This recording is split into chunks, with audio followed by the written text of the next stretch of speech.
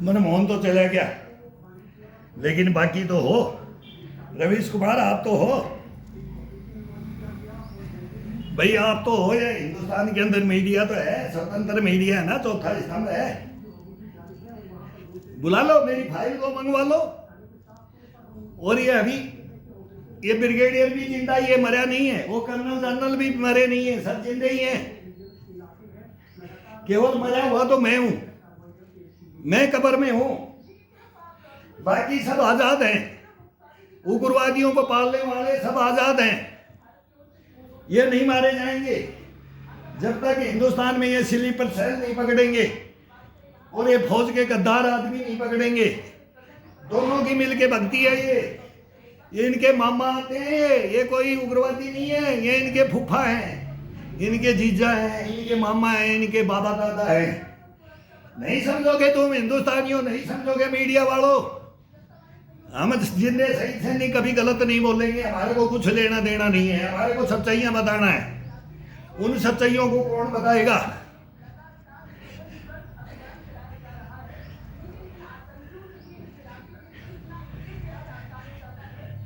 हिंदुस्तान के सामने तुम बात करने लायक नहीं रहोगे मीडिया वालों। ये नोएडा के पास 3 बार गया हूं मैं फाइल लेकर के, पूरे सचेत हो जाते ही।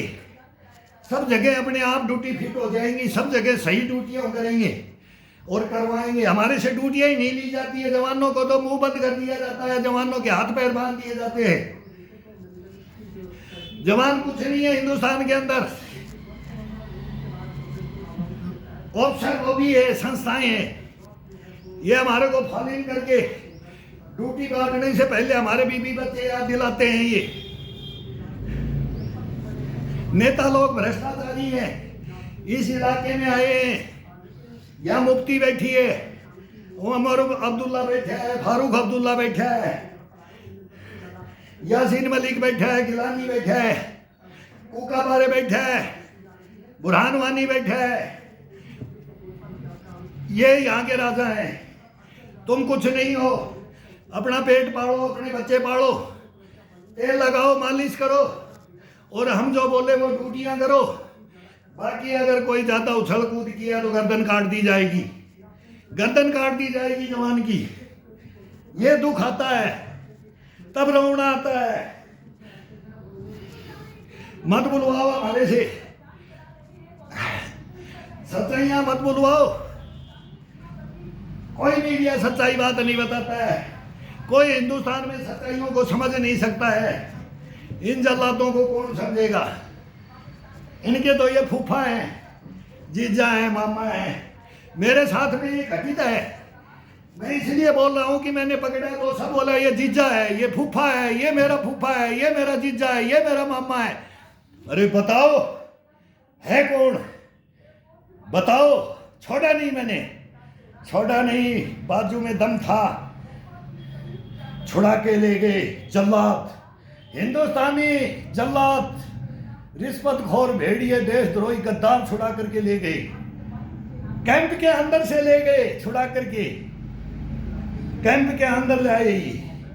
ये अफसर बैंस में पार्टियां करते हैं। कहाँ रवीश कुमार? कहाँ बात? किसकी गवर्नमेंट थी? मोदी था, अमित शाह था, राजनाथ था, गडकरी था, डोभाल था, एस जयशंकर था, ये मुर्मुर थी, ये न्यायपालिका कार्यपालिका थी। सभी थे ना, लेकिन थे कौन? इन पदों पे तब कौन था? आओ बात करो, बात करो ना, बात करो। नहीं करते हो। माइक दे दो एक बार। मैंने बोल दिया, नोएडा में बोला था माइक दे दो, हिंदुस्तान को संबोधित कर लेने दो और इन भेड़ियों को आगे खड़ा कर दो। मैं बताऊंगा, बोलो तुम थे कि नहीं थे ऐसे, तुमने ऐसा किया कि नहीं किया। बस इतना सा साथ नहीं दे सकते तुम, इतना सा साथ नहीं दे सकते एक जवान का।